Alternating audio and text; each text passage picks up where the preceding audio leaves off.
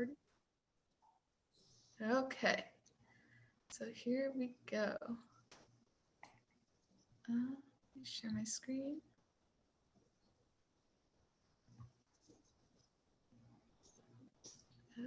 Okay, perfect. So hello everyone, welcome to the College and Trade School information session. This information session is hosted by Native American Lifelines along with many college and trade school admissions professionals, as well as Native educators who will be speaking with us today. So we just welcomed everyone.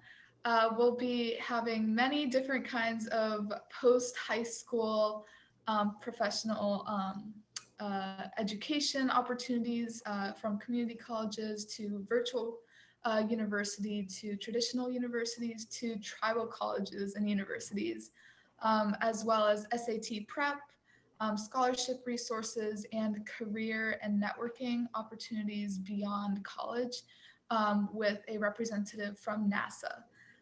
If we have time, we'll finish up with the Q&A, but according to the agenda, we'll probably be tight on time. So at the end of the event, we'll be posting our slides to the NAL Facebook page, along with the contact information for all the speakers here today.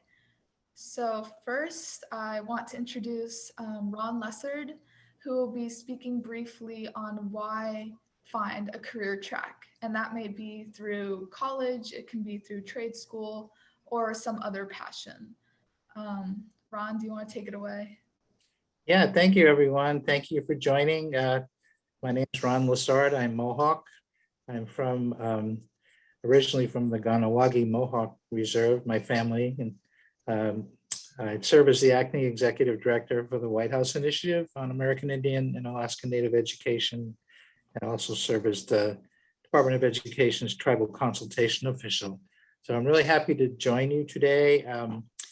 From the Department of Education, we have several things that cover everything from higher education to occupational kinds of studies, 2-year schools, after 2-year schools. And I think for me, I guess my message to you is, whatever path someone chooses, whether it be 4-year school, 2-year school, or trade school, I think it's important to follow your passion.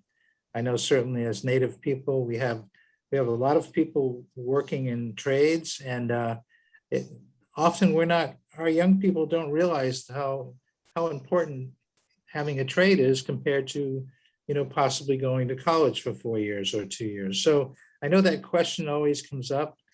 Sometimes in tribal communities, especially on reservations and in the poor communities and even in the urban centers, the question of should I go to college or should I go to vocational school? You might not have that choice. You might not have the ability to go to college, and you'll hear a little bit later why tribal colleges and universities are key and so important to our young people in Indian country. But it's important to know, I'll mention a couple of things. One, that, either one, trade school, college, or not going to college and taking an apprenticeship or internship can be extremely important. There are many positions, dental technicians, plumbers, welders, that, don't require a 4-year college. And I want to speak to something about our tribal lands. So about 10% of the nation's energy comes from tribal land. So this is an opportunity. We have solar, we have wind, and there are opportunities and apprenticeships and programs for Native students, especially, to learn about those things, and then actually, be able to work for the tribe or on tribal land and not have to leave unless they desire to. So those skilled trades are really important, and it's important for us to encourage our young people to, like I said, follow your passion, whatever that might be, and realize that there's not one or the other that is best. It really depends how that works for you.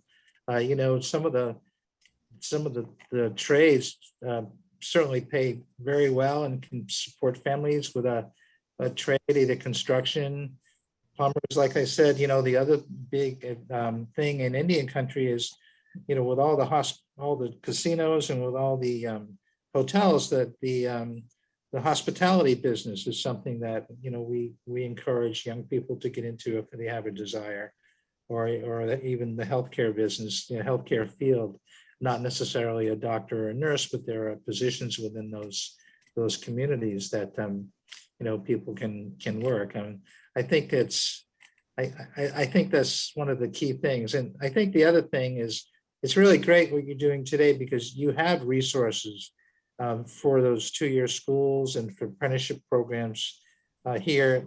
Often on Indian country, on the reservation, there aren't many resources. A lot of our young kids don't know what's out there. So I know for me at the Department of Education, in my position, it's important that we get the word out to our native students that there are a lot of options out there, and you just have to, kind of think about what you want to do, or whatever your passion is, and look for those resources and people that can help you, get to that point. So it's great to have the choice for college, 2 years or 4 years, but it's also good to know that if you don't choose that path, there are other paths that you can choose that, where you can have, very successful career. So thank you. Thank you, Andrea, for inviting me to talk today, and I'll be here through the whole program. Thank you so much, Ron, for speaking. We really appreciate your insight. And like Ron said, there are many different options. So we'll start now with some post-high school education opportunities. So our first guest today is the Community College of Baltimore County. And with us, we have Brandy, who will be speaking to us about the opportunities that they offer to their students. So welcome, Brandy. Hi, everyone. Thank you so much for having me today. This is a wonderful opportunity to share with you all a little bit about the Community College of Baltimore County, or CCBC. And I'm so glad that Mr. Lessard mentioned the opportunity to either pursue the credit path and pursue a degree or a credit certificate, or trade. We do offer that at CCBC as well. So you can go the path of earning an associate's degree or a credit certificate, or go into the non-credit pathway and do what we call short-term job training programs and get certification or licensure in certain fields. So I'll be discussing that in my presentation. Next slide. So as we talked about earlier, we are a community college established in 1957. We do provide over 200 associate degree and credit certificate programs that can prepare you to then go on and, yes, earn your bachelor's degree at a 4-year institution. But as I will mention a little bit later on, we do also offer short-term job training programs underneath our continuing education program that would allow you to basically do a particular trade or skill. Next slide. Just wanted to show you kind of where we are. So we are in the Baltimore County area. The 3 main locations are CCBC Catonsville, where I'm housed, Dundalk, and then Essex. We also have 3 satellite locations located at Hunt Valley, Owings Mills, and Randallstown. So the idea is that we are located right here in your community. We are accessible. We also do provide shuttle services to and from our different campuses. So there's plenty of support and services at each of the locations that you may decide to partake in. But we are one institution. Next slide. You may have to hit it again. I think we were missing the information on the previous one, but do want to share that again, there's different pathways you can take if you decide to join CCBC. We do offer courses for those who do want to pursue an associate's degree. We have courses for those who just maybe want to develop certain skill sets. So let's say it's English as a second language. So we offer ESOL courses. Maybe you're somebody who needs to earn your GED. We have GED classes. So we offer a range of opportunities depending on where you are in your education and where you want to go. It doesn't necessarily have to be, like I stated earlier, that degree path. Next slide. So now I want to get into a little bit about the continuing education or the trade opportunities that exist at CCBC. So again, we do offer short-term job training programs. These also can be life enrichment courses. So maybe you just always wanted to, take up a photography class or get into theater. And the courses are affordable. When we talk about short term, they can be as short as 3 months up to maybe 9 months, and I'll give some examples shortly. I did want to highlight on this particular screen the career resource guide. So please make sure if you're watching, you can screenshot this or take a picture with your cell phone. But this is one of those flip guides that show you all of the available continuing education programs that we offer, and what their time frame to completion is and what certification or licensure it prepares you for. So great resource if you're kind of just wanting to see what's out there and get some information on how long it would take you to complete that program. So ccbcmd.edu/career resource guide. Go ahead and get that link there to look up later on. Next slide.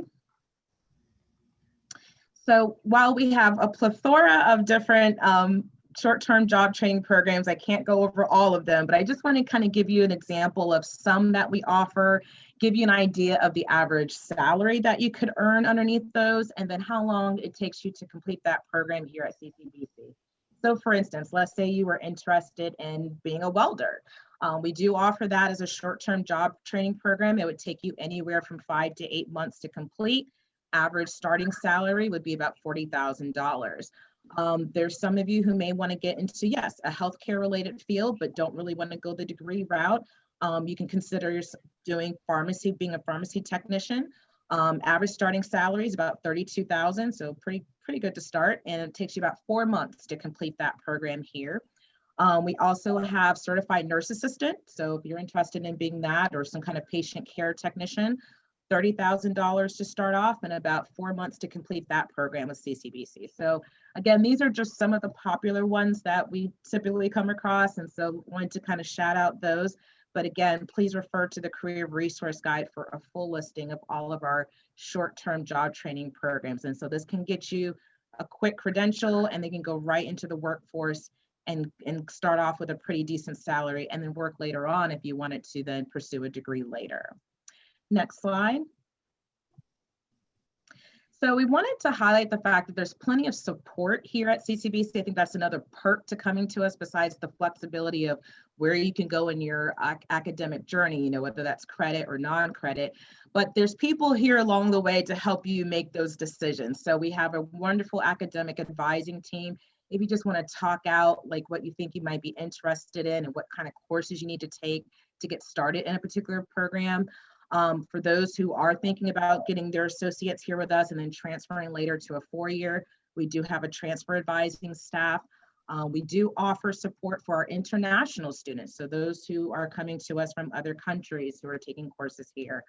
And then also disability support services. I just wanted to highlight that because I do recognize that there are students who have certain learning accommodations and they're concerned about whether those will how those will translate when they come to college. Well, we have a team to help you navigate that as well. So if you want more information on the various support services that exist here at CCBC, again, please check out our website, ccbcmd.edu/resources. Next slide. So the other benefit of thinking about CCBC or any community college in general, but particularly us, is that some people wonder, well, will I get the full college experience if I'm not going to a 4-year college or university?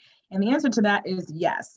We still have clubs and organizations. If you're interested in student government or leadership, we have SGA. If you're interested in sports, we have a full-fledged sports team. So basketball, volleyball, track and field.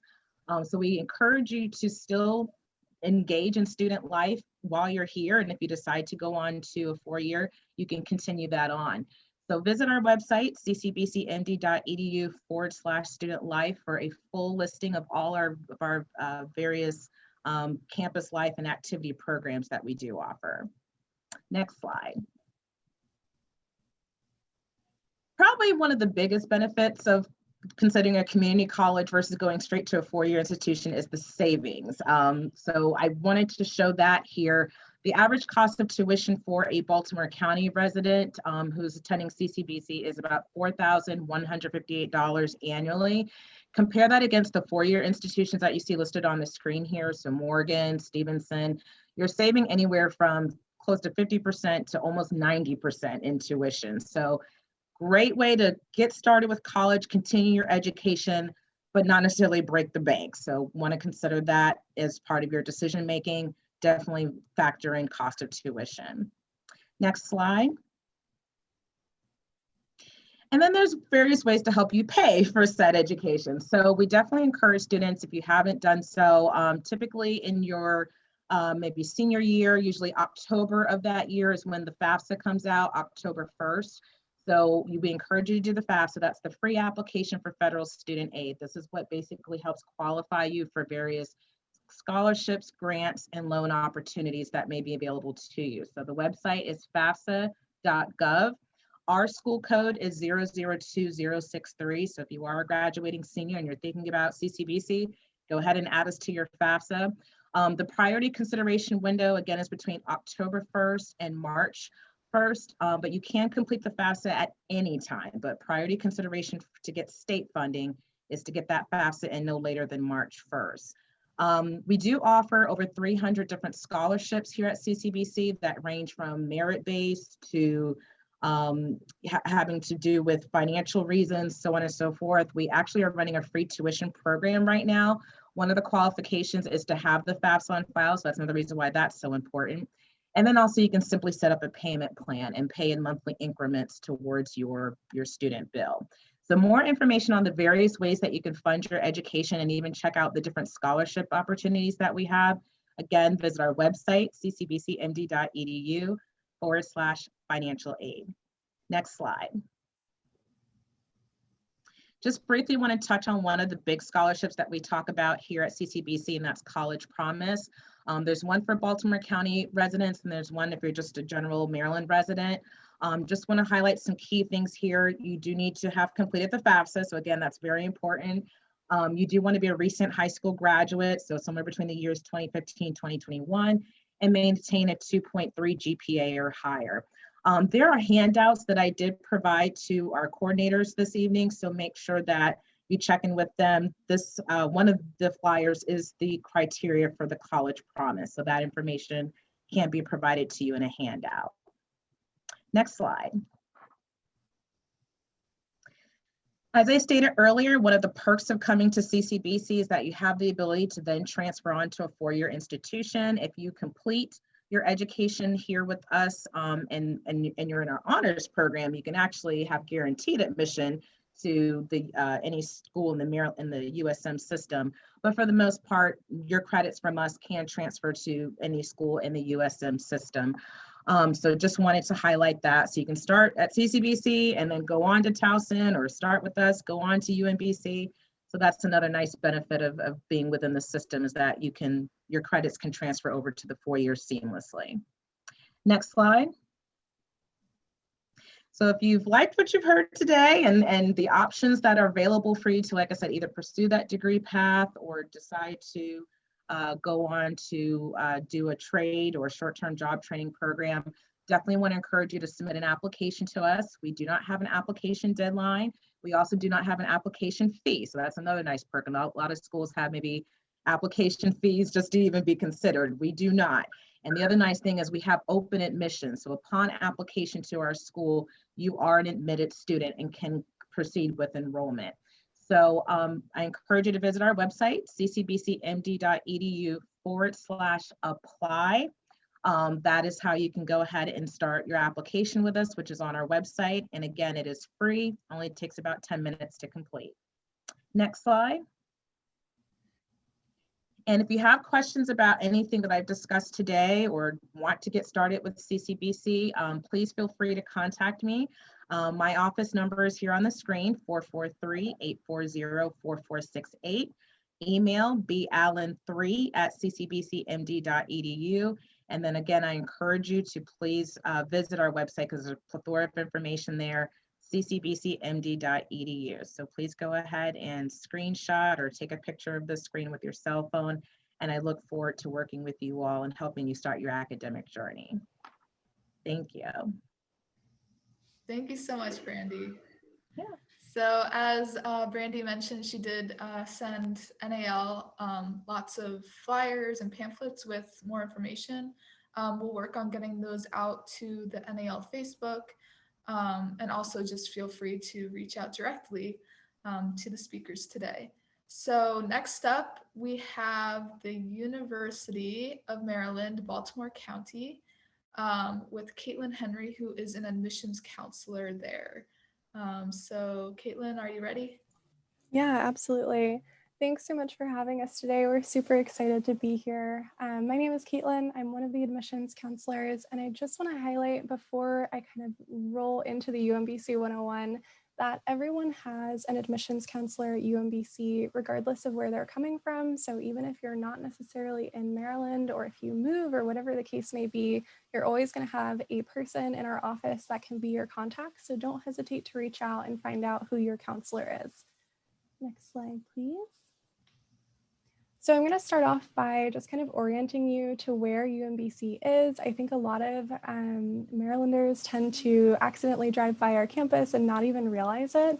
So we're located in Catonsville, Maryland, which is in Baltimore County. And that means that we're about 15 minutes away from Baltimore City and about 45 minutes, give or take, depending on traffic, away from DC.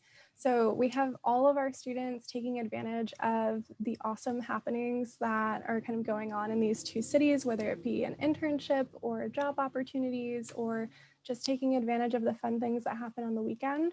But being in Catonsville allows us kind of a special campus experience where our campus is 500 acres. It's kind of self-sustaining. It's very green and open, and it's at the same time very easy to navigate.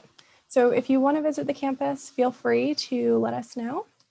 We can give you some contact information or some instructions on how to visit the campus right now, or maybe in the fall semester with COVID restrictions abiding. Next slide, please. So to keep kind of rolling through the UMBC 101, one of the really important things to know about our university is that we're a school of about 11,000 undergraduate students.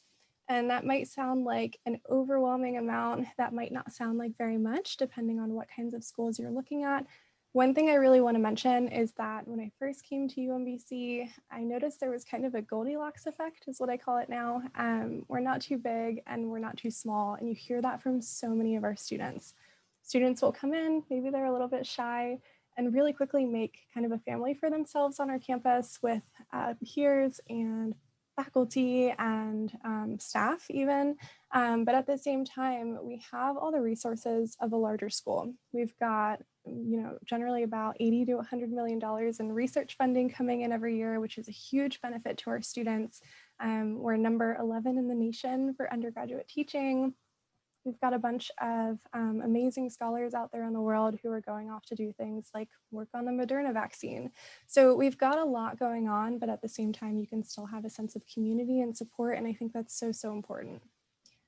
In regards to majors, we've got 61 different majors you can choose from. We are a liberal arts school, so you'll see a lot of students double majoring, double minoring, really getting the most out of their tuition, essentially, by kind of playing into their different passions and career interests, which is also a huge perk.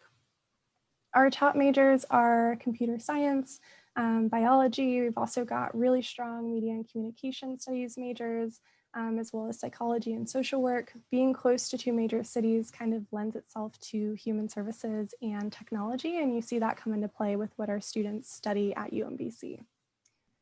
Another thing that's really important is kind of how students are carrying their learning outside of the classroom. We know a lot of employers are looking for experience to back the diploma.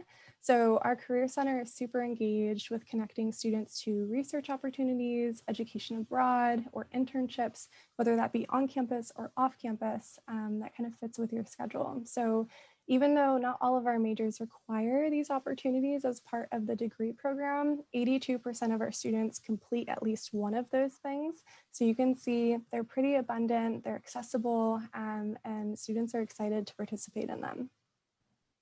On the non-athletic or the non-academic side of things, we are a D1 school. We've got 17 NCAA Division I teams on campus. Basketball isn't one of them, or sorry, basketball is one of them. Football is not one of them. So that changes our campus culture a little bit. We're huge fans of basketball on campus, and you can go see any of the games for free. So that's a fun campus activity. And then lastly, we've got 271 clubs on campus, and that may also sound a little daunting. That's totally okay. We have fairs every semester to help connect you to those different opportunities so you can sign up and get engaged and start booking out your Google Calendar. So there's a ton to do on campus academically and kind of extracurricularly, so no worries there. You just really have to be ready to try. Next slide, please. So I want to talk a little bit about the application process, and this is the application process for first-year students, but I will tack on a little bit about transfer students as well. If you're applying out of high school, we really only need the common application along with your high school transcript and potentially test scores. We are test optional for fall 2022, so you can choose to not submit SAT or ACT scores if you didn't get to take it, as many have not, or if you're not comfortable with your scores. The last thing would be 2 letters of recommendation. They can come from a guidance counselor, a teacher, a coach, a mentor, really anyone who's not your parent or guardian. We just want to learn a little bit more about you as a person and as a student, and it's really helpful in the admissions process. And then, like I said, you have an admissions counselor in our office. If you're curious about what to do, if you have questions or concerns, you can always reach out to us. And if you're a transfer student, if you're looking at attending an institution like CCBC, for example, as was mentioned earlier, we have awesome articulation agreements with community colleges like CCBC, and you can transfer in. All we need is the common application again and your transcripts. So very streamlined process. About half of our students are transfer students. I was a transfer student myself, so we love seeing students come in from our local community colleges. Next slide, please. And then one of the last things I want to highlight is essentially financial aid and scholarships. We know that that is a huge kind of stressor for some, and we don't want it to be that way. So our financial aid and scholarships office on campus is incredibly engaged. They're some of the nicest people that I've met, and generally I think that we're all pretty nice. So don't hesitate to reach out to them. Like with admissions, you have an assigned financial aid counselor. So you have a person there that you can ask questions to and touch base with. My biggest advice is fill out the FAFSA early. It opens up on October 1st of each year. And then apply early action or priority for whichever term you're looking to come in for. That gives you merit scholarship consideration. Those can range from $1,000 to $12,000 a year, and that almost can cover pretty much all of tuition, so that's a huge deal. And then if you apply early, you can also use the scholarship retriever tool to find non-academic scholarships that can be for almost anything under the sun, from your major to your background and things like that. So that is pretty much all that I have for you. But like I said, if you have any questions, don't be shy. Be sure to reach out. We would love to connect with you. Thank you so much, Caitlin, for doing this for us again today. We really appreciate it. As we mentioned with the community college, feel free to contact Caitlin with any questions, and we will send out more information on our Facebook later, so you can keep track for that. So right now I'm going to exit the presentation, and then we're going to switch our speakers. So right now, next up we have Blair. So let me quickly change everyone. It'll be a couple minutes But if you want to get a cup of water, a snack, this would probably be a good time to do that. So let's see. I'm going to speak for just a minute, Andrea. Oh, go ahead. Also, I want to encourage anybody that has questions, if you run your mouse across the screen, on the bottom of the screen, you can see there's a chat bubble. If you click on that, you can send questions. So if you have a question about something that's happening or something somebody is talking about, go ahead and type that question in there, and then that way we can respond to it.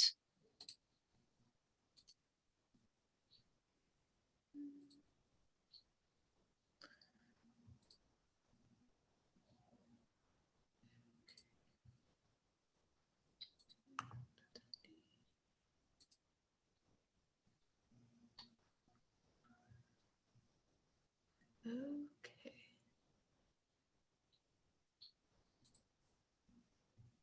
Okay, so now we have Blair. So Blair, I'm promoting you to panelist. And next after Blair, we have Danny. So Danny, you'll be a panelist now. I'll put you as co-host.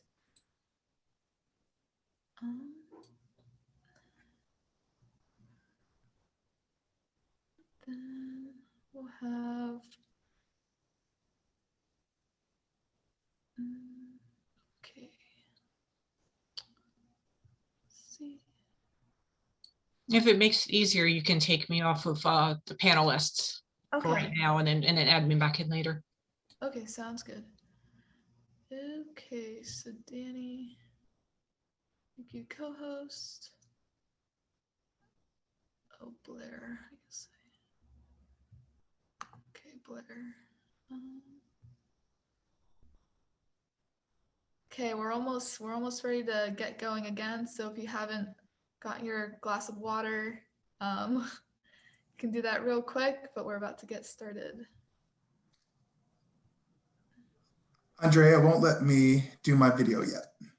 Oh, well, okay. Oh, there we go. Oh, awesome. Okay, perfect. All right. Thank you. You have a difficult task doing technology and doing slides. So thank you. We appreciate you. Thank you. Well, yes, my name is Blair Hayes. I'm the Vice President, Chief Diversity Officer, and Ombudsman for the University of Maryland Global Campus. We're really excited to be here to speak to you. You know, the work that you all doing together, and the community is really important part of what my office aims to do, which is reach out externally, reach out to communities outside of just the Maryland area, and reach out to some of those communities who historically have been underrepresented when it comes to higher education and access to higher education. And so one of the things that I strive to do and my office strives to do is to bring communities together and reach out to make higher education more accessible to all students. And so I'm really happy to be here. One of the things that Ron said when he started was acknowledging that higher education is not for everyone, right? We all have different paths, and there are different places that our lives may go. One of the things that we strive to do at University of Maryland Global Campus is to, one, acknowledge that not everyone has the same path, but also acknowledging that not everyone has a traditional educational path as well. And so one of the things I'll talk about today is that we don't normally serve the 18 to 20-year-old student solely. We also have 70-year-old students or 40-year-old students, or students who have started college, left for a while to start careers, and have come back. Or we have first-generation students. And so I'll talk to you a little bit about the uniqueness of our student body. But let's just jump into the slides. Next slide, please. So University of Maryland Global Campus, you may have heard of us before as University of Maryland University College. We changed our name just a few years ago, but we have been around for over 70 years. And we started off primarily serving military individuals in the militaries in Europe and Asia and all across the globe. And also we're working to make higher education more accessible to students who were not part of the traditional mold. And so we have been doing that for over 70 years, but over the most recent decades, we've been focused primarily on online education. So we do focus on the career-focused individuals. So it's helping people in their next step of their careers. If there's somebody who has, again, stepped away from higher education for one reason or another, giving them an opportunity to come back. Or if there's a career adult who knows that a master's degree or a doctorate will help them further their career, they can come to UMGC, and while they're working full-time, still pursue education, because again, we're an online institution. And so a lot of the learning is self-paced. And so I will talk a little bit about that going forward. One of the things that is important to note is that we are part of the university system of Maryland. So we are a public institution. And so that is a unique thing, especially when it comes to online education. Most of the online education that you hear about are private institutions, but we are a public university based out of Maryland, and we are the largest online public university in the nation, okay? Which means you can access us from wherever you are, whether you're here in Maryland, whether you are across the country. We have students in Europe, we have students in Asia, we have students all across the globe, which also adds to the experience you have because you're in classrooms with people all across the globe as well, which is very unique. And obviously they're virtual classrooms, but nonetheless, you have an opportunity to learn alongside classmates from wherever they may be. Next slide, please. So we have a student-centered approach to education. As I mentioned before, it is career focused. It is thinking about how do we help our students make that next step in their career or make that first step in their career, right? We know that higher education often can help somebody pursue financial goals, socioeconomic goals, setting up their families for familial wealth going down the line. And so we want to assist as much as we can. We also are unique because our faculty are often individuals who are coming straight from careers that our students might want to be a part of, and they are coming back into the institution to teach directly to our students. And so you are learning from individuals who are practicing and working in these areas day to day. So it's a real world education that you're getting, that hopefully you will be able to take the education you get from these individuals and apply it to the work that you are either currently doing or the work that you would like to do in the future. We're also very affordable, because we are online, because the other costs that you get at some other institutions when it comes to residence life and those sort of fees, we don't have those fees, right? You're really just paying for the courses that are in front of you. If you're a Maryland student, there are a lot of in-state reductions for tuition, but also if you're out of state, there are also a lot of scholarships that we have, first generation students, students who have stepped away and trying to come back. There are a lot of scholarships, and our financial aid officers are there 24/7 to talk to you about what scholarships may be available to you or what opportunities there are to reduce the cost of your education, because we don't think cost should be a barrier to education. One of the unique things we also have is that we have no cost digital course materials. And so some of you all who have had to purchase books in the past may remember how expensive they can get. And so oftentimes, not only are you paying the tuition, but then you are paying hundreds of dollars on top of that for books in order to learn. And oftentimes what would happen is people would try to, just because they've already spent all their money for the tuition, they would attempt to not buy the books and just make it through the course without the books. And that is not, again, positioning people for success going forward. And so almost all of the courses that you will participate in at UMGC have zero costs for the materials, because they're all digital, they're all online, and you have access to them 24/7.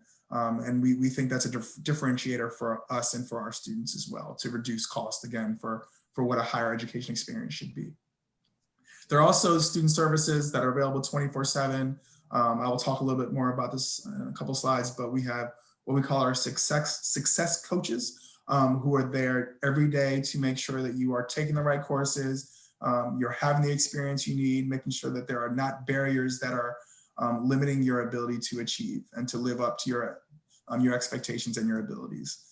So the success coaches are critical, along with the tutors that are there as well, to ensure that you have what you need to pursue education. We also have lifetime access to career services. And so oftentimes you will have access to a career center that while you're on campus, you can go in there and talk to the career center, and hopefully they can help you with your resume or apply for a job. we say we are a lifetime access to career service. So if you are a UMGC alum, you can always come back and tap into our alumni networks for jobs, to come back to our career services for resume help, interview help, whatever it may be. You have lifetime access to that. And that is something that is unique to the way that we view our role in our UMGC students' lives. It doesn't stop after the 4 years. It doesn't stop after you cross that stage and get your diploma. Next slide. So about our students, as I mentioned, we started off with, a mission to serve students all across the globe.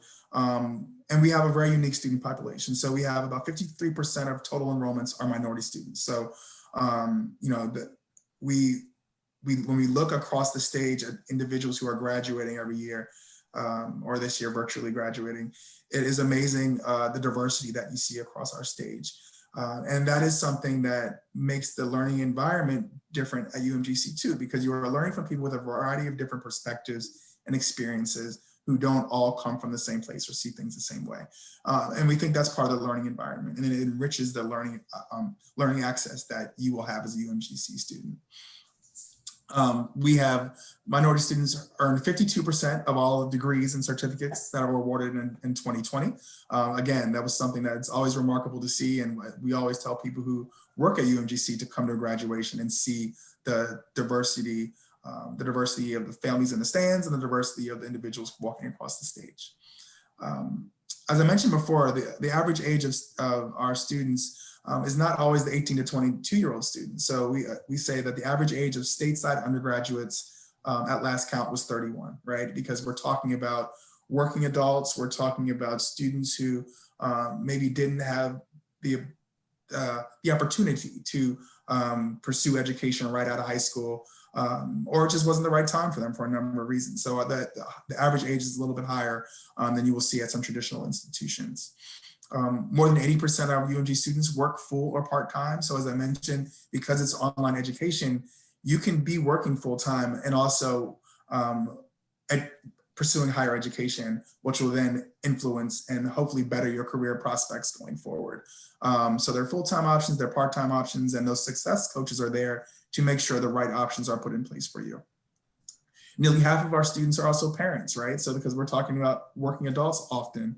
And so that also means that we understand that that not all of our students are having a traditional experience. And we want to make sure that whatever barriers that there might be to pursue a traditional learning environment will not be something that is a hindrance to you pursuing your degrees. And so, one of the things we often see, the children celebrating their parents as they're walking across the stage at graduation, right? Or we see mothers and daughters, fathers and sons graduating together because of the unique nature of our university. And so I can't speak enough about it, how exciting the graduation time is for us. And more than 60% of our worldwide student population are also military affiliated, because we still have a relationship with the military. And when our military students or military individuals are anywhere across the globe, they still have an opportunity to tap into UMGC to learn and be a part of our online education. Again, enriching the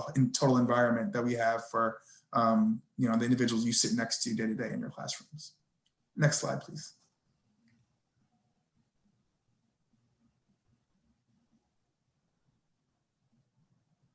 Can we go to the next slide, please, Andrea?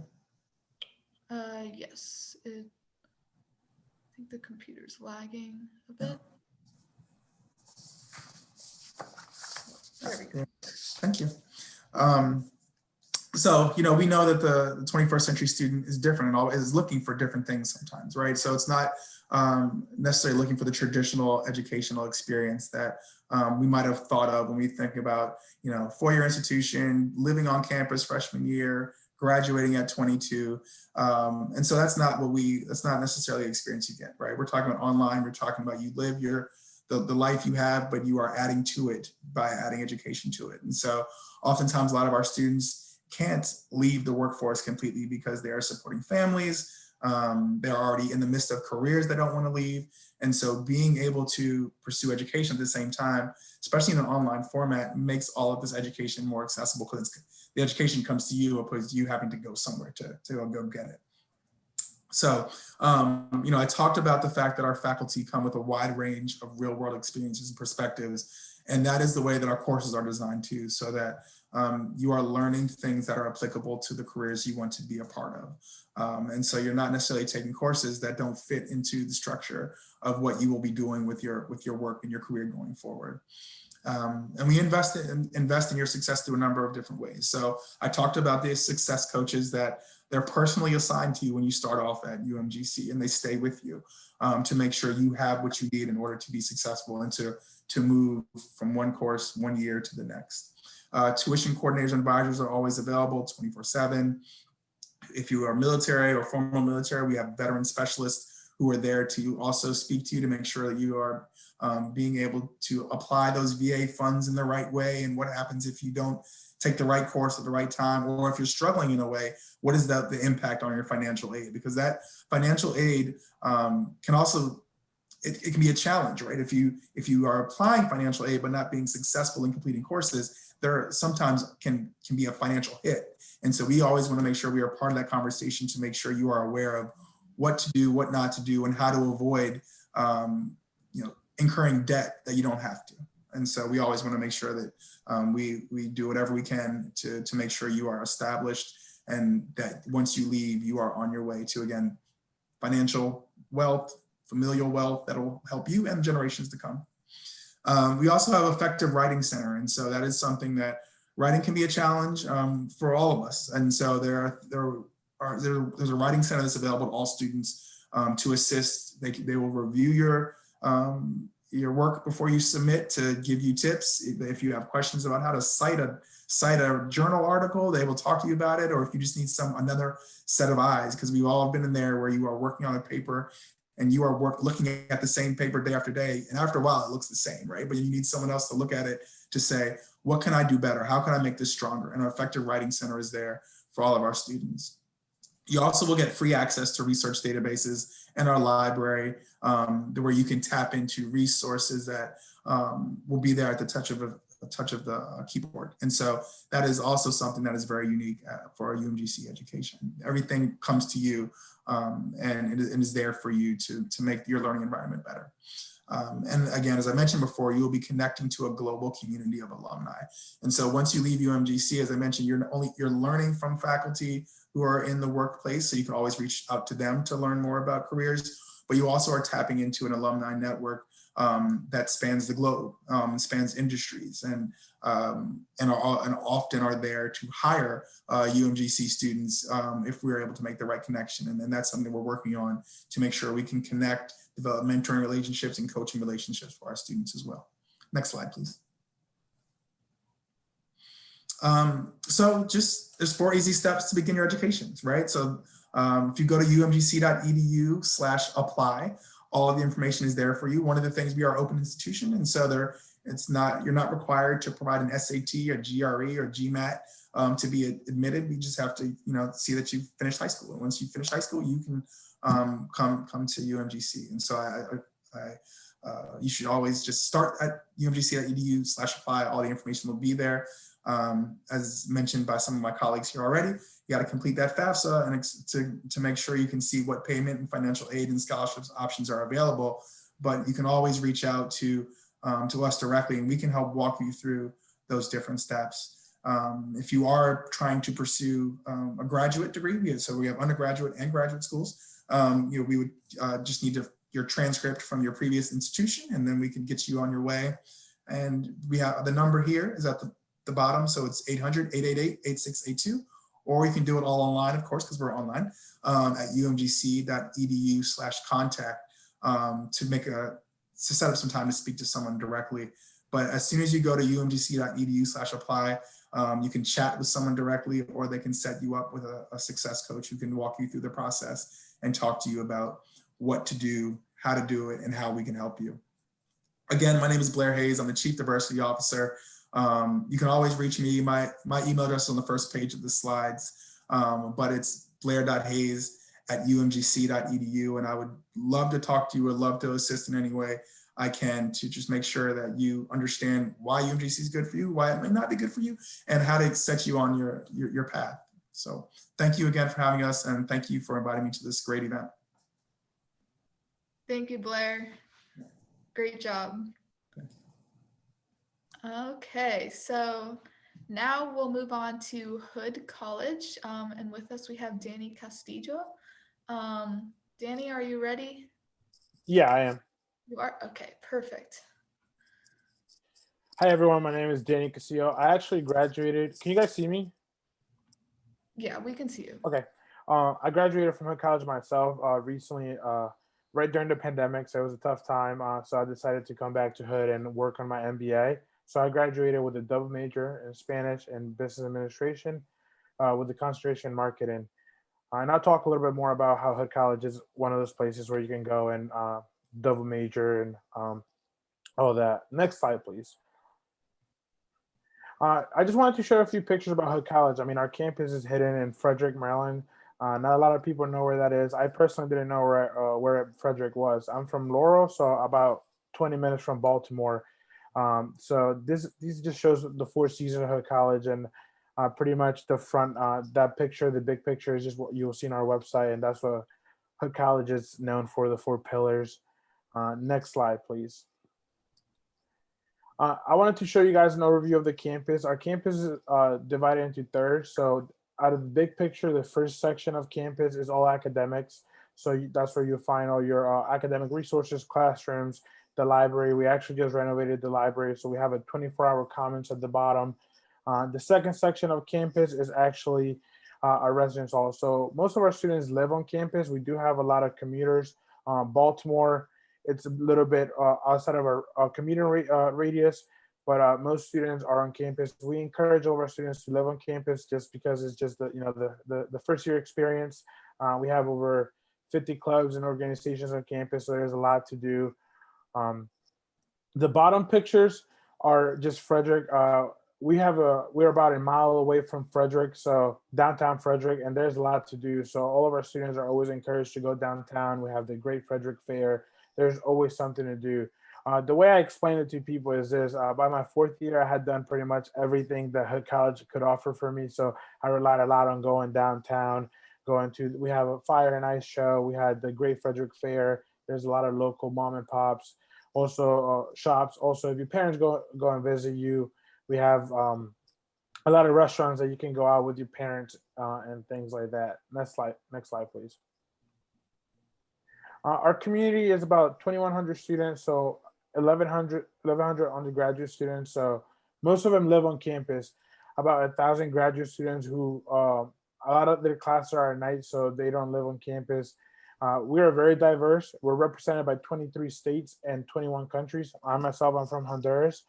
Our student to faculty ratio is about 10-1, so you get a very personalized experience. There's no way you can go under the radar of Hood College. People will know who you are, especially your professors. We really harp on the personalized experience, people working with you from when you get to campus as a freshman to when you're looking for an internship sophomore and junior year with a career center, to professors offering internship ideas and opportunities, to our career center at the end, preparing you for interviews, looking over your resume, to even letting you borrow suits and stuff if you needed something like that. Our average class size is 15 students. Once again, you won't go to Hood and go to a big auditorium for a classroom.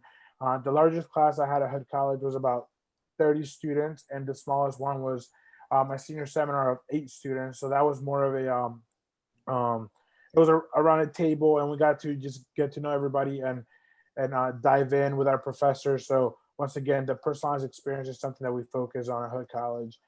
We have, as I say, over 50 clubs on campus, so there's always something to do. And if we don't have something that you like, we always are looking for new clubs and organizations. All you need is an advisor. Once again, we have that low faculty ratio, student to faculty ratio, so you always have one professor that you get close to, and you can ask them to oversee your club. I mean, when I was a freshman, we wanted to have, like, for example, an ultimate frisbee club. My marketing professor offered to be an advisor, so we got to do that. Next slide, please. We have over 32 majors at Hood College. Something that I really love to talk about is the 4+ program. So a lot of our students have the opportunity to come to Hood and stay there for more than 4 years and graduate with a master's degree. A lot of them are 5 years. So my program, the MBA program, it's by your senior year, you start taking graduate level classes. So then you only spend 1 more year and you graduate with an undergraduate degree and a master's program. Some of our most popular majors, we have business, education, nursing. We have a fully equipped nursing wing. It's like a hospital in there. We have dummies to give birth, to go into cardiac arrest. We have vital signs our students get to do. You can see the pictures right there on the screen. We also have a pre-K school on campus, so our education majors get to do hands-on. At a college, we believe that our students need to do hands-on before going into the real world. So we also have our more popular programs, psychology majors that also use the pre-K to do a lot of research and observations. Next slide, please. We compete in the Division III in the MAC Commonwealth Conference. So the MAC Commonwealth Conference, the farther our teams will travel will be about 3 to 4 hours. We're Division III. We have sports for men and women. So we have even club teams like equestrian, and we recently added a varsity esports team. So that doesn't compete within the NCAA program. They actually compete against big schools like Alabama, LSU. We have sports like basketball, cross country, field hockey, baseball, track and field. I myself, I play soccer, and I'm currently a men's soccer assistant coach. We love to connect with any student who's interested in playing sports at the Division III level.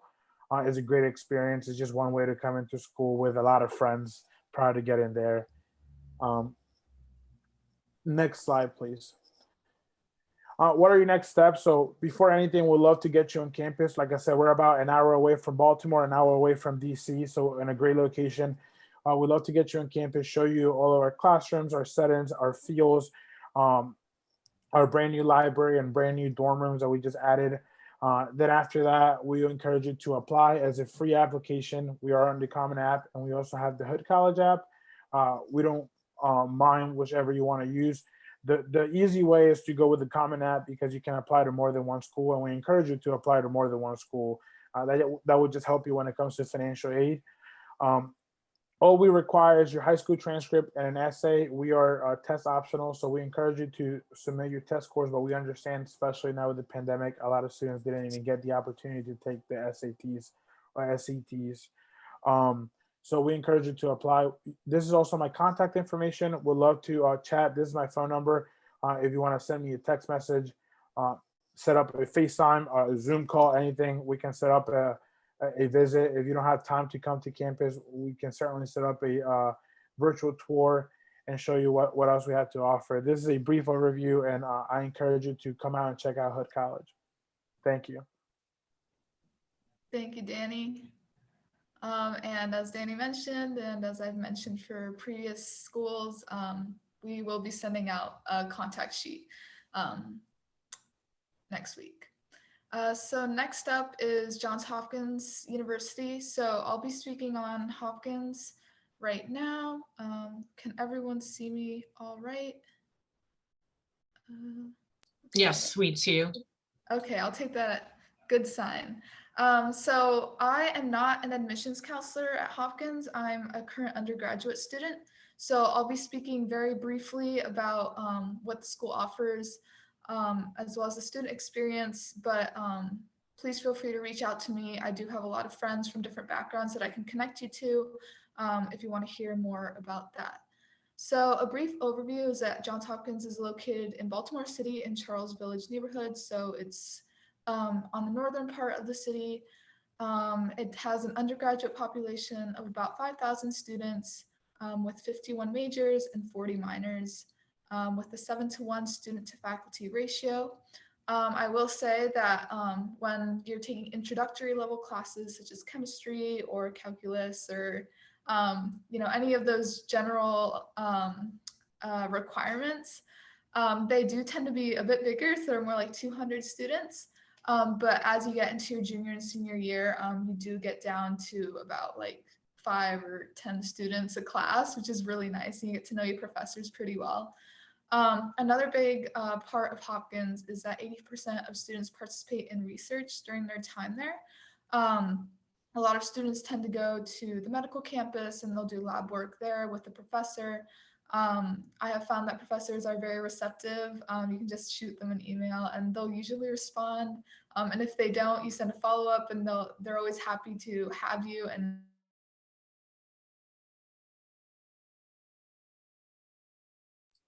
We lost your sound, Andrea.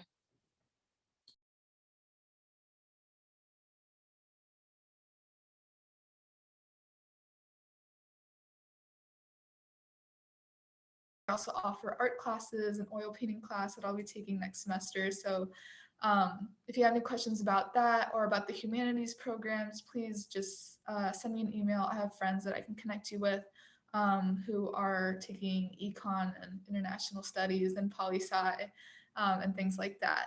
Another good part about Hopkins is that there's no core curriculum. There's just distribution requirements. So you don't have to take calculus if you don't want to. You just have a general math requirement. So just any math class will fulfill it. So I think that's really good. And it's also really nice if you don't really know what you want to study coming in, or you go into school and you thought you wanted to be an engineer like I did, and then you realize you want to do public health. So it's really helpful to have that flexibility in case you do change your mind halfway through your college experience. So I wanted to briefly go over the application requirements. So like many of the previous schools we already spoke with, there is an application through the Coalition for College Application or the Common Application. So those are two websites dedicated to submitting all your information to the colleges you want to apply to. And there's also a supplement, which is usually a supplementary essay that you write depending on the year. The questions usually change every year, but it's an additional essay in addition to the main essay that you write for the common application.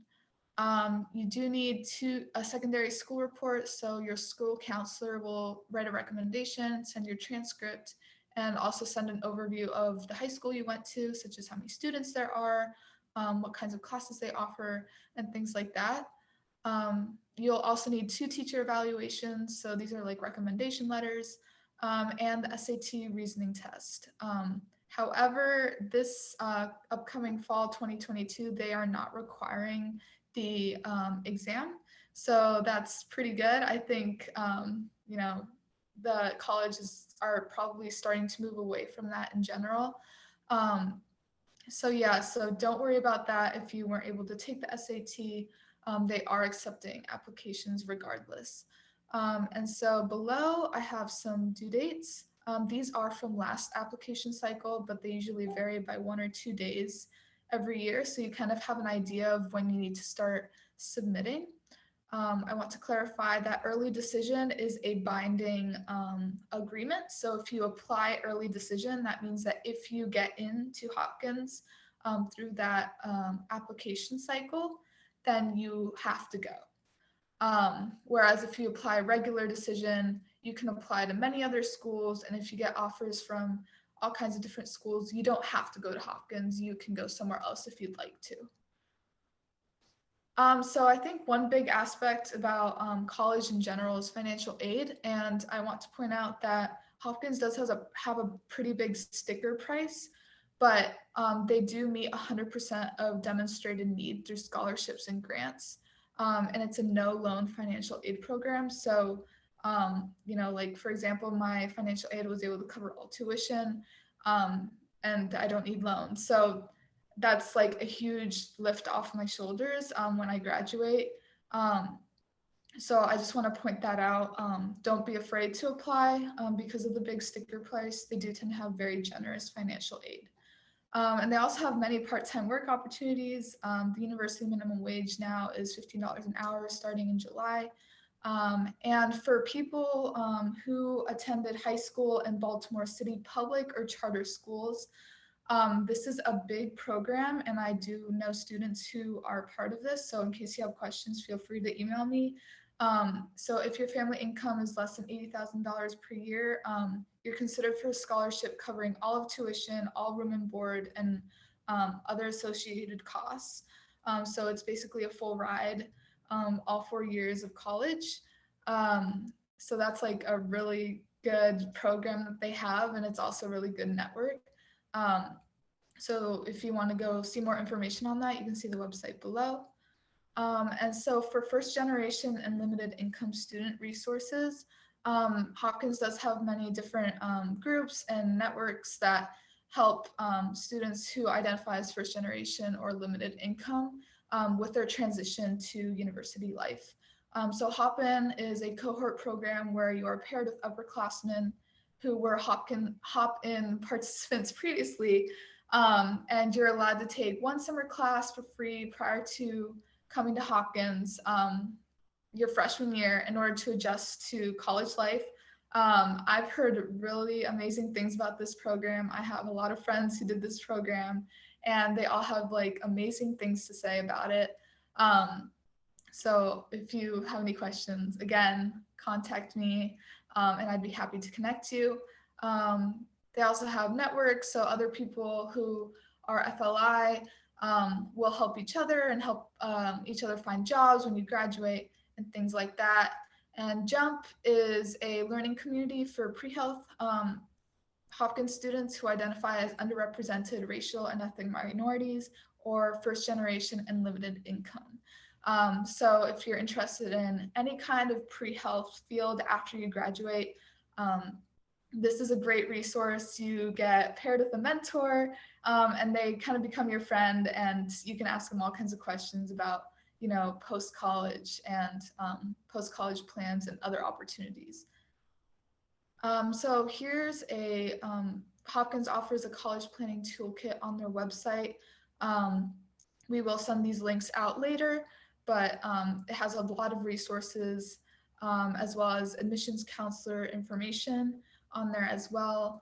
And that is about it. I know it was pretty brief, but if you have any questions or want to connect with students, Indigenous students at Hopkins, I have friends also who are a part of that, and they can speak to you about their experience at this university as well. So don't hesitate to contact me.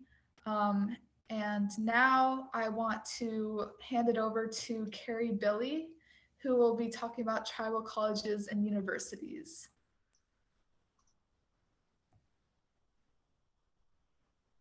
Great. Yate Belladonna Nishini Oni Bashishin, Deba Dashishik Ani Dashanali. I am Carrie Billy, the president and CEO of AHEC, the American Indian Higher Education Consortium, which is this nation's tribal colleges and universities. So you can go to the next slide.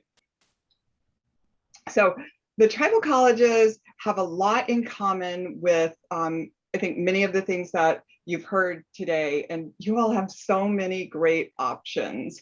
It really is amazing. And I wish you the best of luck. And I'm just going to tell you about another option that is a little bit different. So tribal colleges, maybe one of the biggest differences from what you've heard previously is that tribal colleges are very small institutions. So some on the most rural reservations have about 100 students, up to 1,000 or 2,000 students. So pretty small. And tribal colleges were created, and this is the main difference, that tribal colleges were created by American Indians and Alaska Natives for two specific purposes. And that is, number one, the education and training of American Indian and Alaska Native students. And second, to sustain and celebrate our cultures, our languages, our lands, our past and our future as Native people. And the first tribal college was created on the Navajo Nation about a little more than 50 years ago. Next slide. And we've since grown from that first tribal college on the Navajo Nation to 37 tribal colleges. 2 are developing, so 35 accredited colleges. And you can see on the map where they're located. So the tribal colleges serve about 160,000 American Indians and Alaska Native students and community members in academic and community-based programs every year. There are, as I said, 37, 35 accredited colleges that operate 75 sites in 16 states, from California to Michigan and Alaska to Arizona. And our students, though, come from about 30 states and represent well over half of the federally recognized Indian tribes in this country. Next slide. And all of the tribal colleges collectively are working toward this vision and this goal, which is strong sovereign nations through excellence in tribal higher education. So everything about them is going to be focused on culture, tribe, sovereignty. Next slide. I'll just tell you a little bit about the colleges and the students. So at the tribal colleges, about 85% of students are American Indian or Alaska Native. Tribal colleges are open door institutions, much like CCBC, which you heard about earlier. So about 15% of the students are non-natives, just community members, but predominantly American Indian and Alaska Natives. And the average age for tribal colleges, the largest age group is between 16 and 24 years of age, so kind of like a traditional college, but there are a number of older students, non-traditional students, like we heard at the University of Maryland Global Campus. All of the tribal colleges offer certificate programs, and like other community colleges, place-based institutions, all offer associate's degrees. 18 have bachelor's degree programs and 5 have master's degree programs.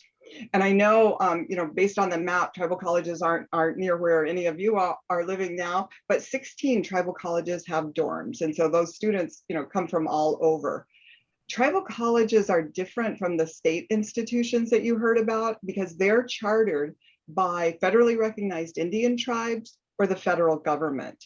But just like all the other institutions, they're accredited by the same accrediting body that accredit those other institutions. And about half of our students are first-year students, are first-generation students. And I heard some other people talking about the student-teacher ratio. It's very low because tribal colleges are small, about 8 students to 1 faculty member. So a lot of, even in those beginning courses, so a lot of close contact and working and getting to know your faculty. So that's a really cool thing about tribal colleges. Next slide. So like most community colleges, a number of our students, about 40% of tribal college students, start out at a tribal college just to get a good grounding, to restore their identity, to learn more about their culture, and then they move on to 4-year institutions. So next slide. Sorry, I'm just getting over a cold. So tribal colleges are very cost effective. The average annual tuition is about a little more than $3,600 per year. That includes fees. So very, very affordable. They're among the most affordable institutions of higher education in the country. Next slide. And a couple are actually tuition free. Haskell Indian Nations University in Lawrence, Kansas, and Southwestern Indian Polytechnic Institute in Albuquerque, New Mexico, which are owned and operated by the federal government, are tuition and room and board free. So you just pay for fees. And like a lot of the other institutions we heard about, yes, some tribal colleges do have athletic programs. So that's a picture of the Haskell women's basketball team. So next slide. But the thing that really sets tribal colleges apart and really creates such a great experience for students is the fact that our schools are founded on our culture, our languages, our air, land, water, resources, everything around us. They're place-based institutions where culture is the core. Next slide. This is just an example at Turtle Mountain Community College. The 7 teachers of the Anishinaabe are the core for that college. So they differ depending on where the institution is and which tribal college chartered or which tribe chartered it. Next slide. Many of the tribal colleges have robust STEM programs, and one of the unique things about those STEM programs is that they blend Western science with indigenous knowledge. So really great learning. Next slide. Tribal colleges, as I said, are place-based, so they lead the nation in preparing Native teachers and nurses and many other environmental science and other professions. Next slide. Just a little bit about a few institutions. The Institute of American Indian Art, which is a tribal college in Santa Fe, New Mexico, is a premier art institution among all higher education institutions in the country, where students do internships with Disney and NBC Universal, and just a lot of great programs. And they range from creative writing to digital arts. So next slide. One tribal college has an 4-year engineering program, so you can earn an ABET accredited Bachelor of Science in Electrical, Industrial, and they're building mechanical engineering and expanding those engineering programs. That's Navajo Technical University, which is in Crown Point, New Mexico, a very isolated part of the Navajo Nation. Next slide.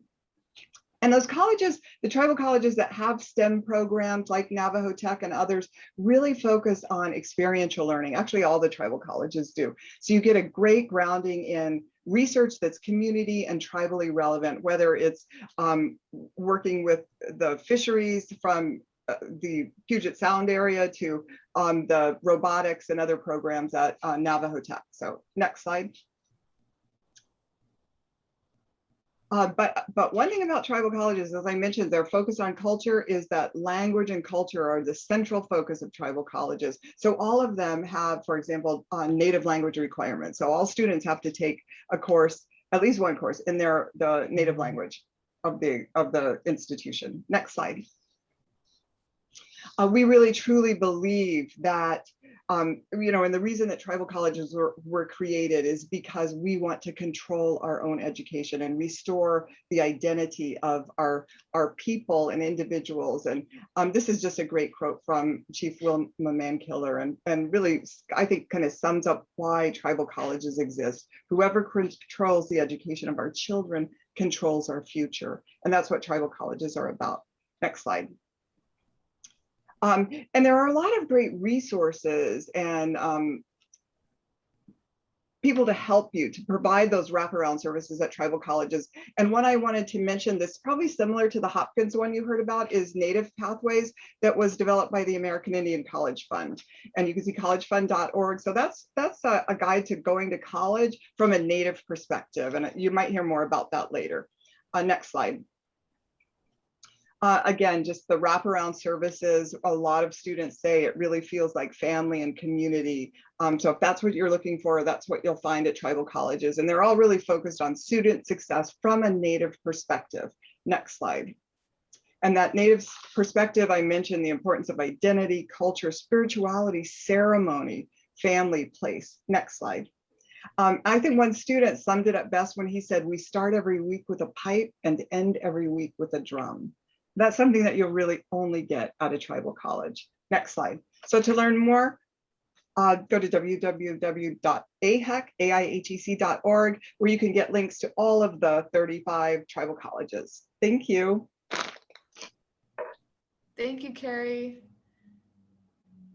And so now we have a TCU alum that will share briefly on his experience attending a TCU. So we have Warren Griffin, who is an NAL staff, who will be joining us.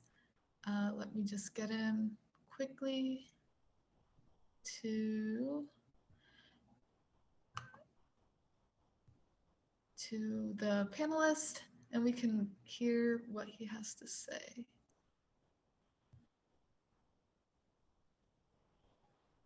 Okay.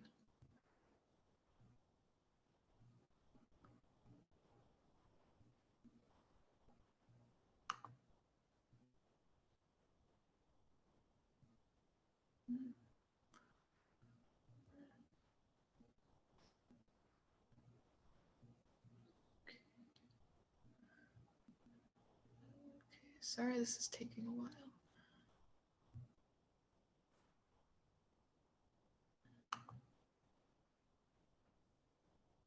Okay.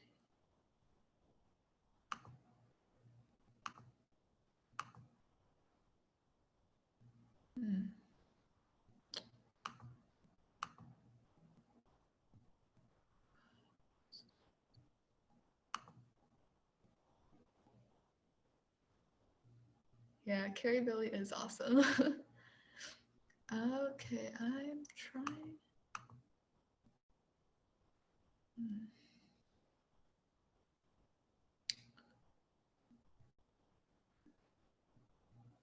Let's try one more time to get Warren on here.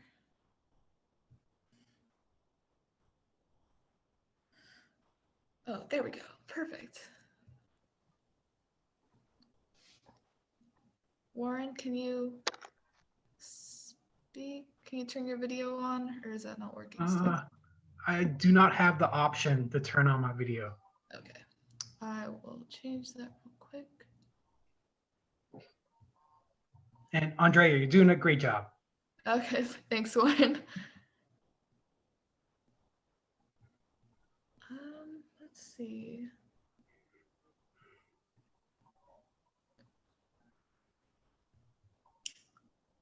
Hmm. I can speak and you just. Yeah, you can speak. Yeah, I think that might be better. It's kind of taking a while. Yeah, good evening, everyone. My name is Warren Griffin. I'm UPIC from Alaska, and I'm also the community health worker here at Native American Lifelines of Boston. And I want to tell you about my personal experience attending TCU. I attended and graduated from Haskell Indian Nations University in 2018 with a bachelor's in Indigenous and American Indian Studies, and I received an AA at Haskell for social work. And my experience at Haskell, spoiler alert, I loved it. When I packed up my stuff and drove to Haskell, I didn't know one person at Haskell, let alone Kansas, Lawrence, Kansas, where Haskell University is at. But I left there feeling not only a part of that community, but Haskell being like a second home for me.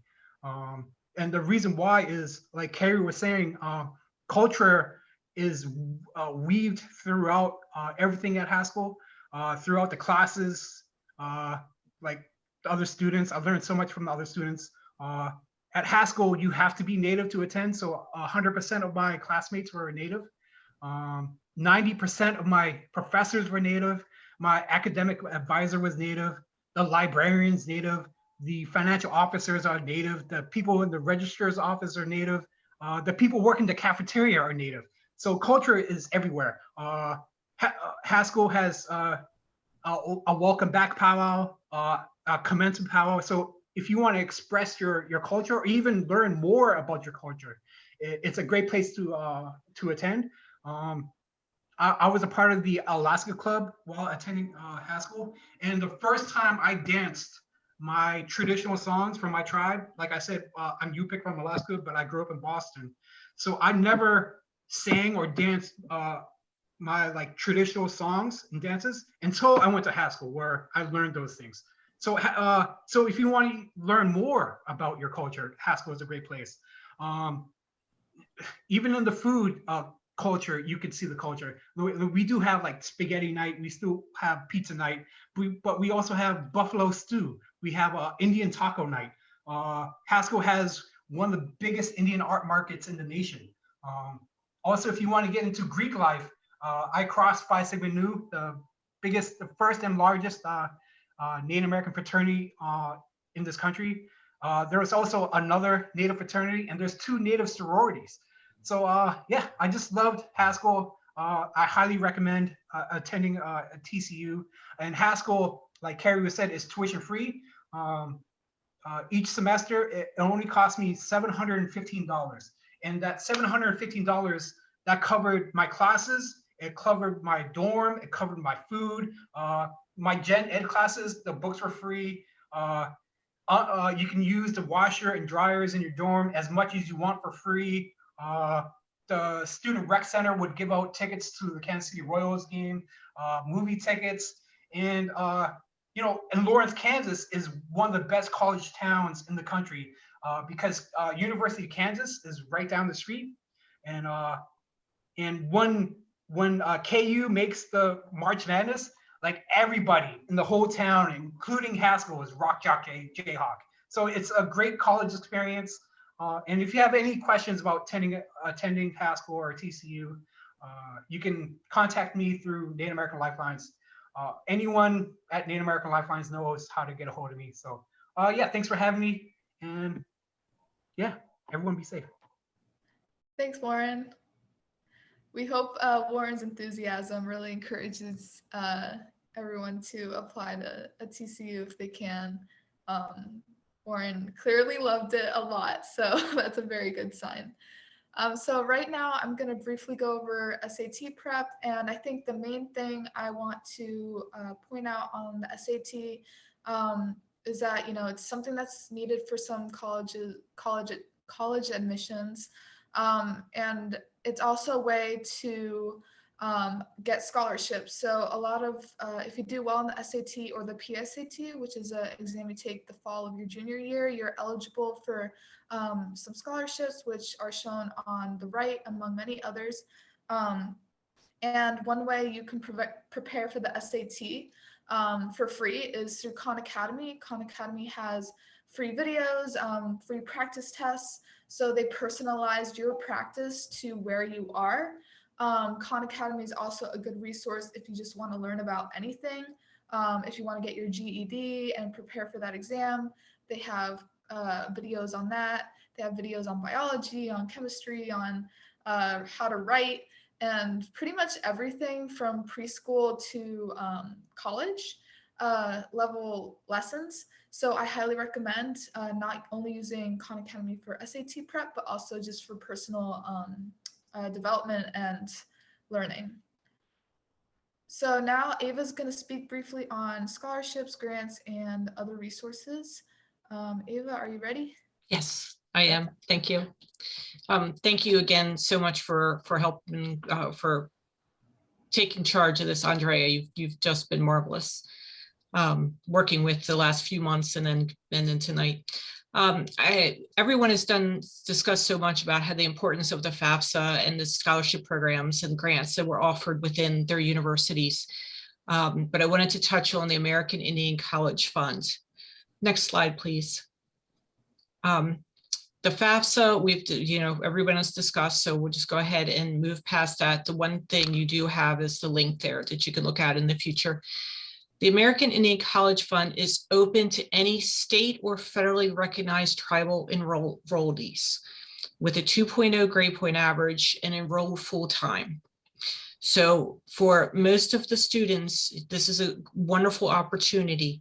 The links here will take you to explanations about the scholarship, and there's a guidebook on preparing for college.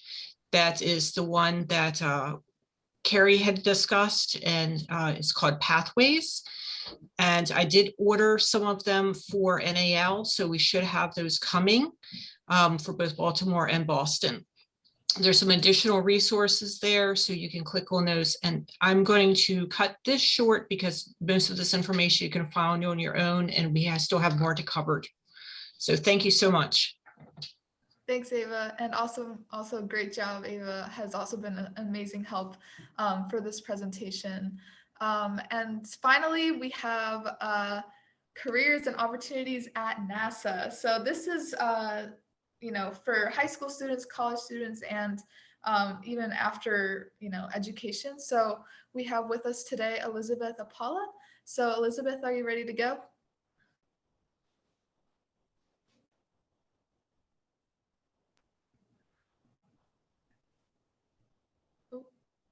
I don't think we can hear you. Now I am, since I'm unmuted. Okay, my name is Elizabeth Apala. I'm the Senior Research Assistant as well as the Outreach Lead for Communications at the Astrophysics Science Division for Goddard Space Flight Center, NASA. Before I get into it, it is part of my job as well as something that brings joy to myself to help others. And so whoever sees these slides, feel free to contact me using my email address in this slide.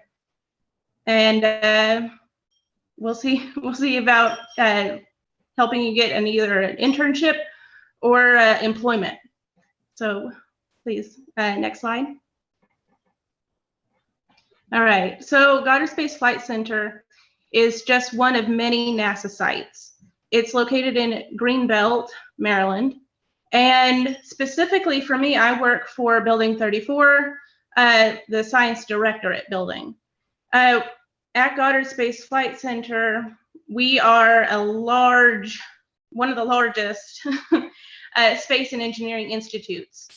And so this is different from other NASA sites that do launching. So places like Houston or Florida, those are launching sites. We're specifically research bound. So we're kind of unique in that way. Thank you for changing the slide. Perfect timing. So within my directorate, we study astrophysics, earth science, heliophysics, solar system sciences, and engineering. So I get to help out not only with astrophysics, and not just these, but anything that you can really think of, including geophysics, all the way to administration and finances. So we really covered a whole gambit of different job opportunities, internship opportunities, so on and so forth. Next slide. All right. So being that I'm going to be covering a little bit of a wider range of people, I have a couple slides to cover everyone. So for high school students, as well as college-bound students, people getting their bachelor's degree, and so on and so forth, we have different opportunities, including the NASA intern program and NASA Pathways. These are open for high school and college students. One thing about high school students is that you have to be 16 years of age or older. Also, something that is unique about this is that NASA intern programs are not just a summer activity. So if you're taking a semester off, you can go ahead and take an internship position for your fall semester, and it'll fit in just fine. And we also push students that are part of these programs to present their research later on, either at the AAS, which is the American Astronomical Society meetings, or any other one that you're able to get to if you want to stay local.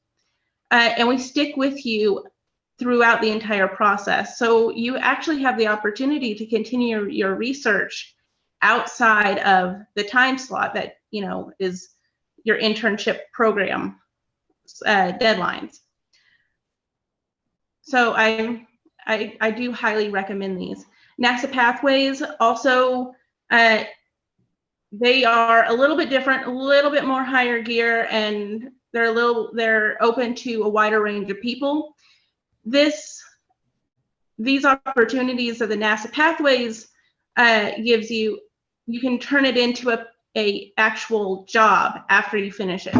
So if you're finishing up your degree and your advisor is looking for somebody to hire and you fit the criteria, you could potentially become a full employee at NASA through these. So that's something also that I like to point out. But NASA Pathways and the NASA intern program is both for high school students and college-bound students, all the way through your PhD program. Next slide, please. So for a graduate student, a little bit more becomes available. And this goes on throughout, we have postdoc positions after grad school and such. But again, as I was saying, the NASA intern program, we are accepting applications year round. And then for graduate students, specifically, we have the Future Investigators in NASA Earth and Space Science and Technology program. The deadline for those applications is in February. So you have a little bit of time to prep for it. And then, of course, NASA fellowship activities. These are restricted to US citizens. However, there are other opportunities that allow people from other countries to attend. Other activities that you can be a part of is that falls under fellowship activities is things like partnerships with universities.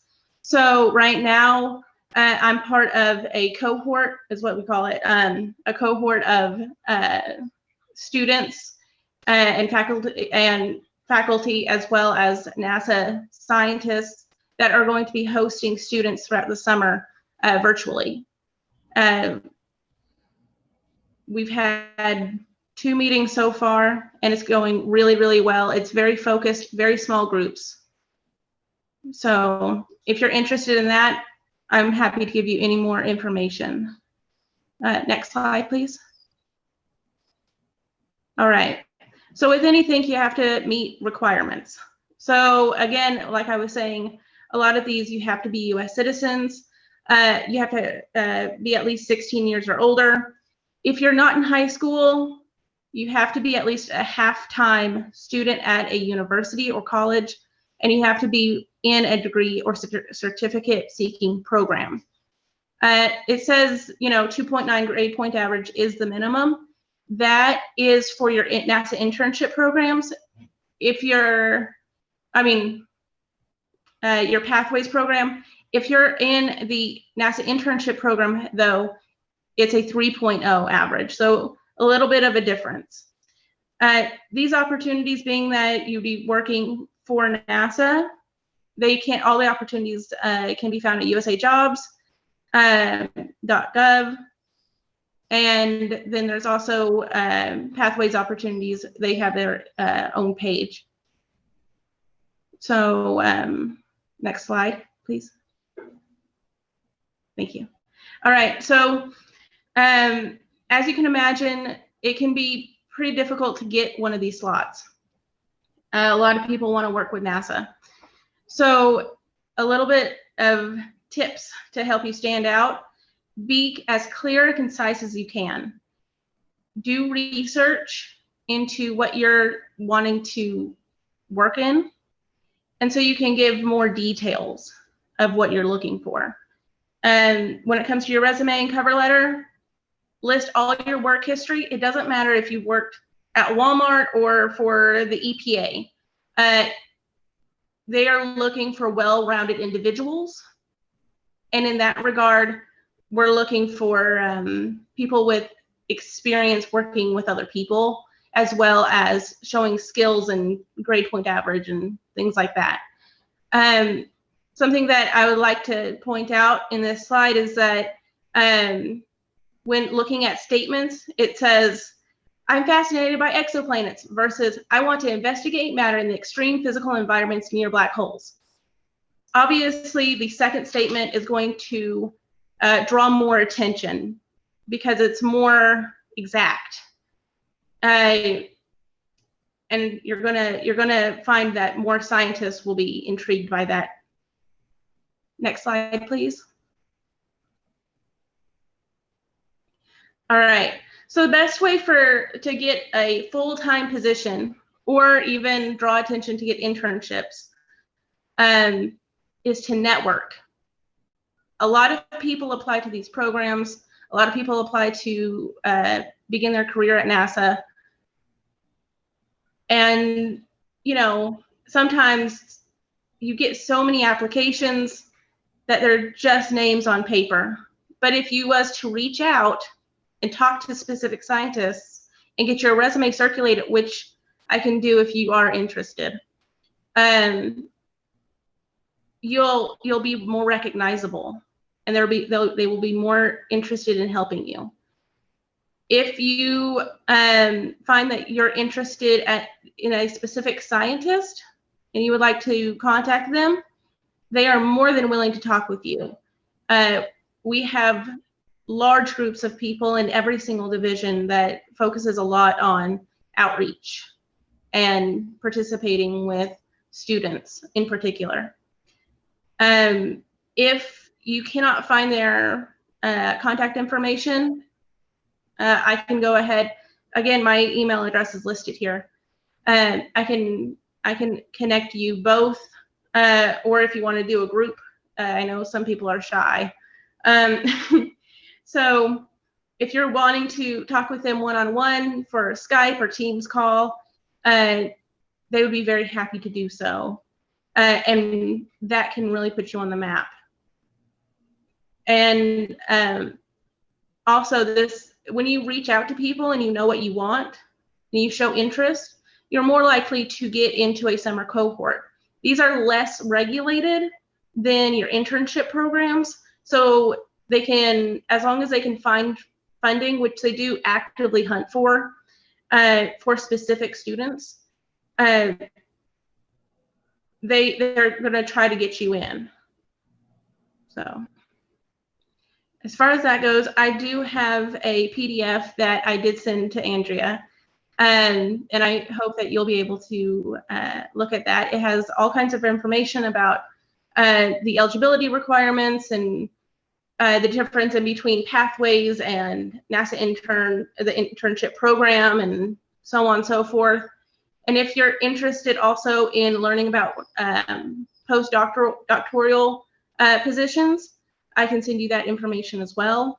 But outside of that, that's it. Thank you very much. Thank you so much, Elizabeth. And with that, we are done with the information session. This was recorded, so we will be posting it to our social media. And now we have a new website, so hopefully we can get it up there as well. And we'll work on compiling all of the resources that the speakers had today to have an easy pamphlet for those who are interested in more information. So with that, thank you so much to all the speakers that came today. We appreciate the time. I know it's a Friday night. You know, there might be other things you'd rather do on a Friday night, but again, we just want to say thank you so much, and we hope you have a nice weekend. Thank you all so much.